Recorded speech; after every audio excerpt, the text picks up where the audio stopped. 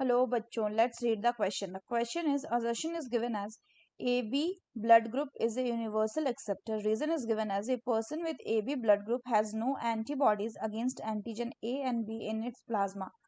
Option are given as: first one is both assertion and reason are true and reason is a correct explanation of the assertion. Second is both assertion and reason are true but reason is not a correct explanation of the assertion.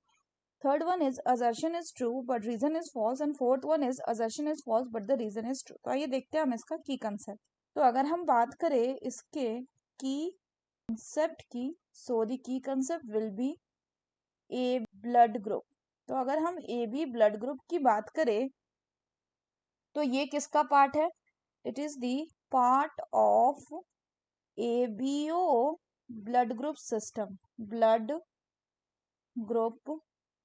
और अगर बात करें इस ए B blood group की तो ये क्या show करता है? It shows codominance, codominance genetic के टर्म. फर्दर अगर हम बात करें तो ये जो आपका ए बी ब्लड ग्रुप होता है इसमें दो चीजें होती है कि इसका जो आरबीसी है इसमें आपका जो एंटीजन होता है वो होगा क्या?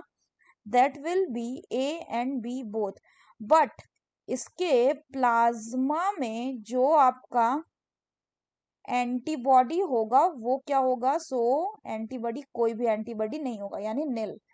इसका मतलब it do not have any antibodies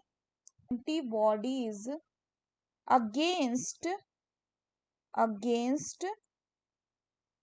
antigen A and B.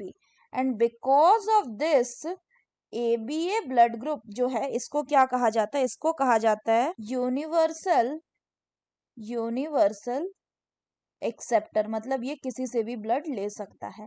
तो अगर हम क्वेश्चन की बात करें तो क्वेश्चन में बोल रहा है कि ए बी ब्लड ग्रुप जो है इसको हम यूनिवर्सल एक्सेप्टर बोलते हैं. बिल्कुल करेक्ट है.